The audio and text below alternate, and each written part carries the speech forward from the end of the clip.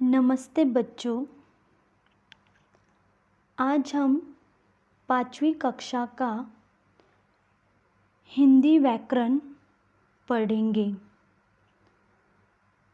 हिंदी व्याकरण में हम लोग 4 पाठ पढ़ेंगे। वो कौन कौन से हैं? संज्ञा, सर्वनाम, विशेषण, क्रिया। ये सब हम हिंदी के व्याकरण के 4 पाठ आज हम सीखेंगे। पहले हम लोग देखते हैं संज्ञा मतलब क्या है, यानी कि संज्ञा की परिभाषा क्या है। किसी व्यक्ति, पशु, पक्षी, वस्तु, स्थान के नाम को संज्ञा कहते हैं। संज्ञा की परिभाषा क्या है? किसी व्यक्ति, पशु, पक्षी, वस्तु, स्थान के नाम को संज्ञा कहते हैं। भले ही वो कौन सा भी नाम रहो, फल का नाम बोलो या फूल का नाम या स्थान का, तो वो सब क्या है? संज्ञा है। जैसे कि हम लोग अभी उदाहरण देखते हैं, जैसे कि मैना गाती है, तो इसमें संज्ञा कौन सा हुआ? मैना। अजय और विनोद अच्छे दोस्त थे, इसमें संज्ञा कौन सी हुई? अजय और विनोद। देखो तुम लोग को दिखाई दे रहा है ना, अधोरेखित किया है। अधोरेखित यानी अंडरलाइन। गाय दूध देती है, इसमें संज्ञा कौन सी है? गाय। मेज पर पुस्तक रखी है, इसमें संज्ञा कौन सी है? मेज, पुस्तक। मुंबई बड़ा शहर है, इसमें संज्ञा कौन सी है? मुंबई। जैसे कि देखो अभी अजय और विनोद कौन है? व्यक्ति है, मतलब व्यक्ति के नाम है। मैना कौन है? पक्षी का नाम है, बराबर। गाय एक पशु का नाम है। मेज, पुस्तक क्या है? ये सब वस्तु है, बराबर। और मुंबई ये स्थान का नाम है, मतलब एक ठिकाना का नाम है। तो बच्चों समझ में आया? चलो अब हम लोग देखते हैं कुछ उदाहरण के साथ। अब ये तुम लोग को इस चित्र में क्या दिखाई दे रहा है? कौन सा चित्र दिखाई दे रहा है? कौन सा? मुंबई, बराबर। मतलब मुंबई बड़ा शहर है, तो इसमें संज्ञा कौन सी हुई? कौन सी? मुंबई।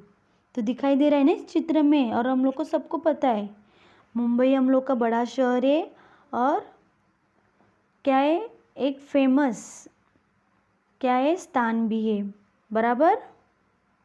शाबाश। अब हम अगला चित्र देखते हैं। अगले चित्र में क्या है? 2 लड़कियां हैं, यानी कि 2 बहनें हैं। हम लोग उन लोग का नाम देखेंगे। रिया और रिंकू दोनों बहनें हैं, मतलब इसमें संज्ञा कौन सी हुई? कौन सी संज्ञा? रिया, रिंकू और बहनें, ये क्या है? सब संज्ञा है। दिखाई दे रहे हैं ना? शाबाश। तो बच्चों संज्ञा को आपको समझ में आ रहा है? समझ में आ रहा है? शाबाश। जैसे कि अभी हम लोग देखेंगे संज्ञा के और कुछ एग्जाम्पल, जैसे कि उदाहरण हम लोग देखेंगे। जैसे लड्डू बहुत मीठा होता है, तो इसमें संज्ञा कौन सी हुई? लड्डू।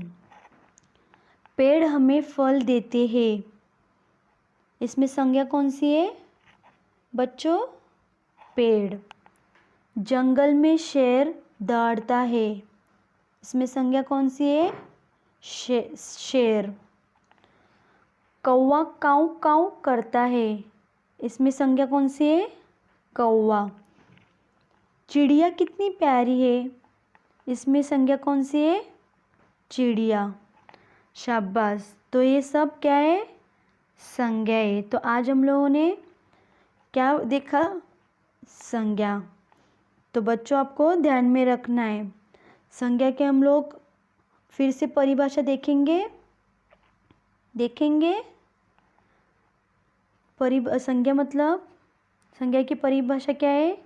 किसी व्यक्ति, पशु, पक्षी, वस्तु, स्थान के नाम को क्या कहते हैं? संज्ञा कहते हैं। सबको समझ में आ रहा है? शाबाश। अब हम लोग अगला व्याकरण का पाठ देखेंगे। कौन सा है? सर्वनाम। देखेंगे सर्वनाम की परिभाषा क्या है। सर्वनाम मतलब वाक्य में जो शब्द संज्ञा के बदले आता है उसे सर्वनाम कहते हैं। सर्वनाम मतलब वाक्य में जो शब्द संज्ञा के बदले आता है उसे सर्वनाम कहते हैं। मतलब जैसे कि हम लोग देखो, कई बार हम लोग सारांश में या कई बार हम लोग पैराग्राफ में क्या देखते हैं, वाक्य में अगर एक ही वाक्य जो अगर ये होता है, रिपीट होता है, मतलब बार बार आता है, तो एक ही बार हम लोग क्या करते हैं, अगर उसमें संज्ञा रहेगी तो हम लोग एक ही बार वो क्या करते हैं, संज्ञा का नाम लेते हैं और फिर दूसरे वाक्य में हम लोग क्या करते हैं, किसका इस्तेमाल करते हैं? सर्वनाम का। मतलब जो शब्द संज्ञा के बदले आता है, मतलब संज्ञा के बदले आता है तो उसे हम लोग क्या कहेंगे? सर्वनाम। मतलब संज्ञा के बदले कौन कौन से शब्द आ सकते हैं? जैसे कि हम, तुम, मैं, आप, वह, वे, मुझे, तू, उसे, उनके और आदि एक्सेट्रा, यानी कि आदि यानी कि एक्सेट्रा। मतलब कौन से भी इसमें से शब्द जो है वो संज्ञा के बदले आते हैं। जैसे हम लोग देखेंगे अभी एक कुछ सेंटेंसेस दिए हैं, यानी कि कुछ वाक्य दिए हैं, वो कौन से हम लोग देखेंगे। जैसे कि कुत्ता बहुत भूखा था, कुत्ता इधर से उधर भटका, कुत्ते को कहीं से खाना नहीं मिला, एक व्यक्ति को कुत्ते पर दया आई। मतलब जैसे देखो इस वाक्य में कितने वाक्य हैं मिला के? मतलब 3-4 वाक्य है बराबर। मतलब एक छोटा सा क्या है, पैराग्राफ है। तो इसमें बच्चों हम लोग को क्या दिखाई दे रहा है? हर जगह पर कुत्ता का नाम क्या हुआ है? क्या हुआ है? कुत्ता का नाम बार बार आया है बराबर। हर वाक्य में हम लोग देखा है कि कुत्ता का जो नाम है वो बार बार आ रहा है, यानी कि कुत्ता क्या है? संज्ञा है बराबर। तो वह बार बार आ रहा है। लेकिन हम लोगों ने सर्वनाम की परिभाषा क्या देखी? वाक्य में जो शब्द संज्ञा के बदले आता है उसे क्या कहते हैं? सर्वनाम बराबर। अब इसमें संज्ञा क्या है? कुत्ता। लेकिन हम लोग एक ही बार कुत्ता का जो शब्द है वो एक ही बार इस्तेमाल करेंगे और दूसरे वाक्य में हम लोग क्या करेंगे? कुत्ते की जगह सर्वनाम का इस्तेमाल करेंगे। जैसे कि अभी हम लोग देखेंगे उसका उत्तर क्या है? कुत्ता बहुत भूखा था। अभी देखो इधर कुत्ता इधर से उधर आ रहा था, उसकी जगह पे क्या आएगा? वह इधर उधर भटका, उसे खाने को कुछ नहीं मिला, एक व्यक्ति को उस पर दया आई। तो बच्चों हम लोग देख सकते हैं ऊपर के इसमें हम लोगों ने हर इसमें क्या किया था? संज्ञा का इस्तेमाल किया था, यानी कि हर जगह पे हम लोगों ने कुत्ता का जो शब्द है वो हर वाक्य में इस्तेमाल किया था। लेकिन नीचे देखो हम लोगों ने एक ही बार कुत्ता का वो जो शब्द है वो इस्तेमाल किया है और बाकी इसमें हम लोगों ने किसका इस्तेमाल किया है? सर्वनाम का। मतलब हम लोग को सर्वनाम का शब्द है वो अच्छे से क्या करना है? पहचान के और अच्छे से अगर हम लोग के वाक्य से मिलता जुलता रहेगा तो हम लोग को वो लिखना है। दिखाई दे रहा है इधर उधर भटका, मतलब कुत्ते को हम लोगों ने क्या किया? वह। तीसरे से वाक्य में क्या किया हम लोगों ने? मतलब हम लोग को जो वाक्य है हम लोग को वाक्य के साथ हम लोग का वो शब्द मिलना चाहिए। कौन सा? सर्वनाम का। तो आप लोग को दिखाई दे रहा है? शाबाश। जैसे कि हम लोग अभी देखते हैं चित्र में क्या दिखाई दे रहा है तुम लोग को? कौन है ये? कुत्ता है ना। तो अब हम लोग देखेंगे यह कुत्ता है। क्या है? यह कुत्ता है, यानी कि यह क्या है? वो सर्वनाम है। बराबर। तो यह क्या हुआ? सर्वनाम है। सबको समझ में आया बच्चों? अब हम लोग अगला चित्र में देखते हैं। अगले चित्र में क्या दिखाई दे रहा है? क्या है? लड़कियां खड़ी है ना। क्या कर रही है? देखो, वह लड़कियां हंस रही है। इसमें सर्वनाम कौन सा है? वह। यानी कि तो लड़कियां तुम लोग को चित्र में दिखाई दे रही है कि लड़कियां हंस रही है, लेकिन इधर सर्वनाम क्या, सर्वनाम कौन सा इस्तेमाल किया है? वह। तो वह क्या हुआ? सर्वनाम। तो बच्चों सबको समझ में आया? समझ में आया? शाबाश। अभी हम लोग और 2-3 उदाहरण देखते हैं सर्वनाम के। जैसे कि रमेश तुम कहाँ थे। इसमें सर्वनाम कौन सा है? तुम। शाबाश। चलो हम उनके पास चलते हैं। इसमें सर्वनाम कौन सा है? हम और उनके। बराबर। अब अगला है तुम्हें किसी से मिलना है। इसमें सर्वनाम कौन सा है? तुम्हें। वे 70 वर्ष के थे। इसमें सर्वनाम कौन सा है? वे। मतलब ये हम लोगों ने कुछ सर्वनाम के उदाहरण देखे। तो बच्चों सबको समझ में आया? शाबाश। तो अब हम अगला देखते हैं। अगला कौन सा है हम लोग का? कौन सा है? विशेषण। अब हम देखते हैं विशेषण की परिभाषा। विशेषण यानी कि सबको पता है एडजेक्टिव्स। बराबर। विशेषण मतलब क्या है? जो शब्द संज्ञा या सर्वनाम की विशेषता बताता है उसे क्या कहते हैं? विशेषण। विशेषण की परिभाषा क्या है? हम लोग फिर से पढ़ेंगे। जो शब्द संज्ञा या सर्वनाम की विशेषता बताता है उसे विशेषण कहते हैं। यानी कि विशेषण मतलब तुम लोग को पता है, मतलब हम लोग जैसे बोलते हैं ना डिस्क्राइबिंग वर्ड्स, यानी कि वो विशेषण है। मतलब संज्ञा या सर्वनाम जो शब्द है उन लोगों की क्या बताते हैं? वो विशेषता बताते, मतलब विशेष बताते हैं। तो वो क्या है? विशेषण। जैसे कि कुत्ता वफादार है। इसमें विशेषण कौन सा है? वफादार। वफादार को देखो दिखाई दे रहा है, अधोरेखित किया है। शाबाश। मतलब कुत्ता कैसा है? वफादार। मतलब कुत्ता क्या हुआ? संज्ञा हुआ ना।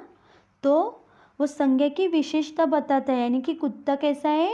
वफादार। वफादार क्या हुआ? विशेषण। वह ईमानदार है। इसमें विशेषण कौन सा हुआ? ईमानदार। मतलब यानी कि वह क्या है? वो सर्वनाम। मतलब सर्वनाम की जो शब्द है सर्वनाम का, उसका वो क्या बता रहा है? विशेष। मतलब विशेषता बता रहा है। मतलब वह कैसा है? ईमानदार। लड़का शरारती था। मतलब इसमें विशेषण कौन सा है? शरारती।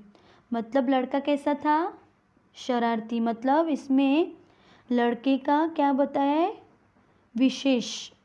एक गुण बताए विशेष। बराबर है। लड़का कैसा था? मतलब वो शरारती उसका गुण है, यानी कि वो विशेषण है।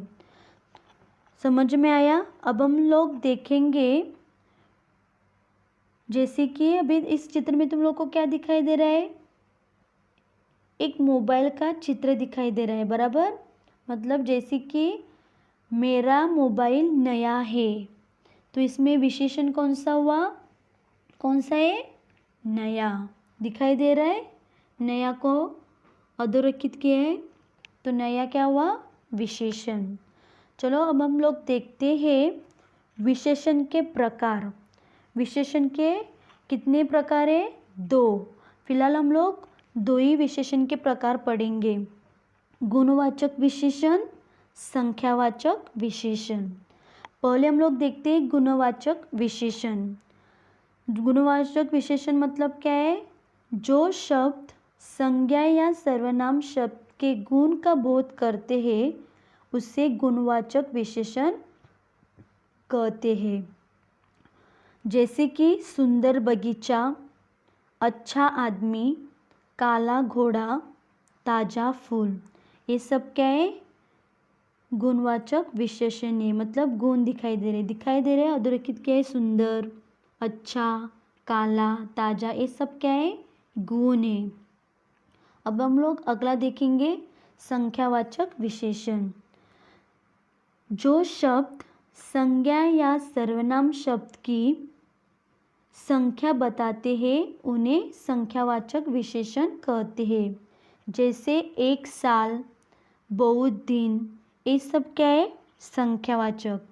यह संख्या कभी निश्चित होती है और कभी अनिश्चित।